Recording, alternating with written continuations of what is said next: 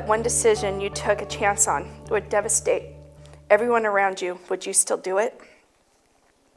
I was 14, and I can remember my first drink.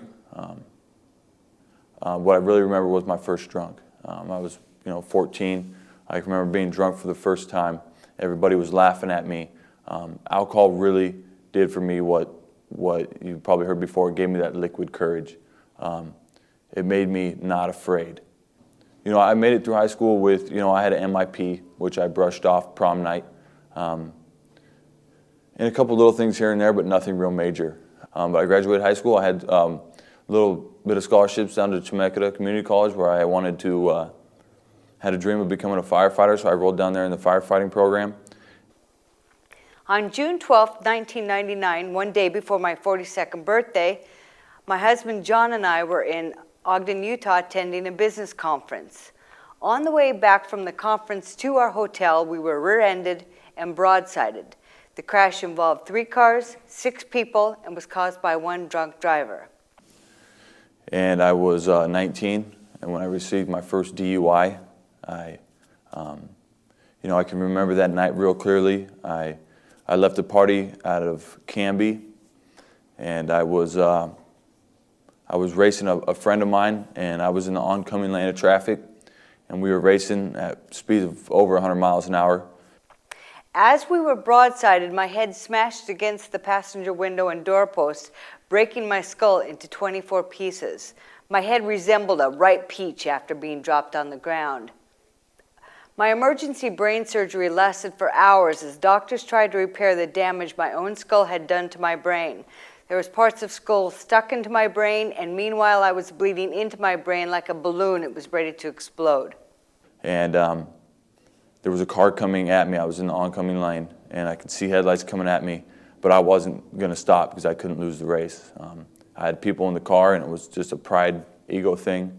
And luckily, my friend stopped in order for me to get over right before that car passed. And I couldn't tell you what would happen if he didn't do that. I don't know. I was diagnosed with a severe traumatic brain injury. An injury as severe as mine has a 98% mortality rate. That wasn't my choice. And as you can figure, the firefighting program down at Chemeketa doesn't like people who get DUIs and get arrested. And so they kind of told me to leave, and I was willing to at that point.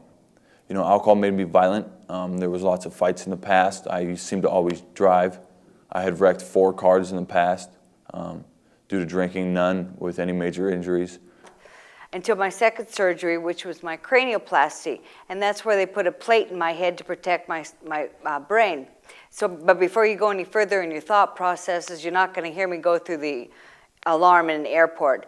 It's made of bone from a cadaver. So someone else's choice to donate their body to science is saving my life, protecting my brain, where somebody else's, some guy's, young man's choice of drinking and driving almost killed me. I knew I had some problems, though, when I couldn't remember my husband's name. I said, I know I married you, but I forgot your name.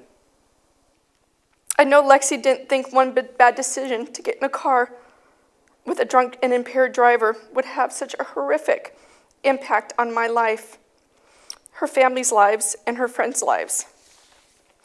She loved her friends and was very loyal to them. She started hanging out with kids older than her. This made it very hard for her to say no. Lexi died July 24, 2009.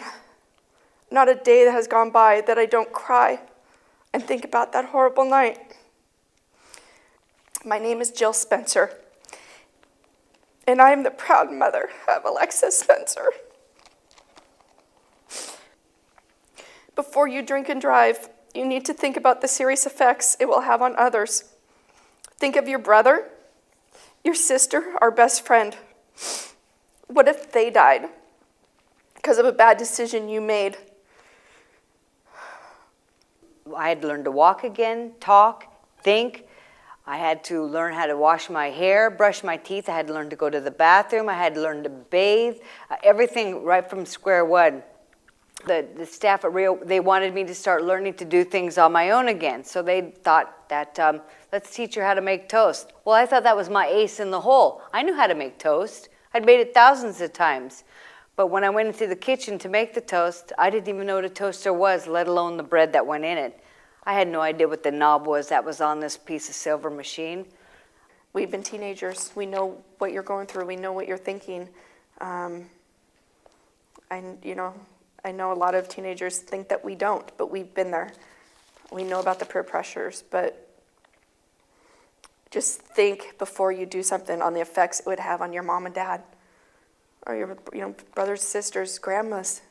Lexi has two great grandmas that they're still it's just unbelievable because they should be dead before her.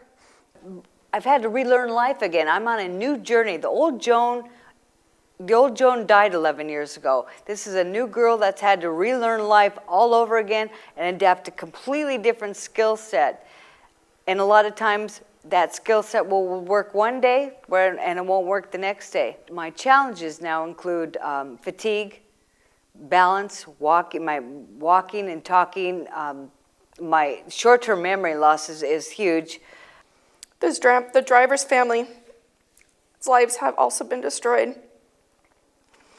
The driver writes me letters telling me how sorry he is and begging me to forgive him. He knows no matter what happens, things can never go back to the way it used to be. This boy still has to spend 4 more years in an adult prison. He spends every day and night thinking about how his actions hurt so many people around him. While he still sits in jail, all his friends are in college or working, getting on with their lives. I know every one of you thinks this will never happen to you, and I hope and pray it doesn't, but why take the chance? It's all about choices. You choose to get in a car and drive drunk. You choose to get in a car with somebody who's been drinking and driving. You choose to let your friends drive away drunk. Drugs and alcohol ripped me of everything I ever thought, everything I ever loved, everything I ever wanted in life. It just stripped it from me so quickly. I had to take my own path, and I had to learn through my own consequences. What I would try to say is, life is completely about choices. It is completely about choices. It's what you want in life and how you go about getting it. Do you want to be part of the problem or part of the solution? That's a choice, and it's a choice only you can make. I pray that you make the best choice, the correct choice for you and for everyone around you.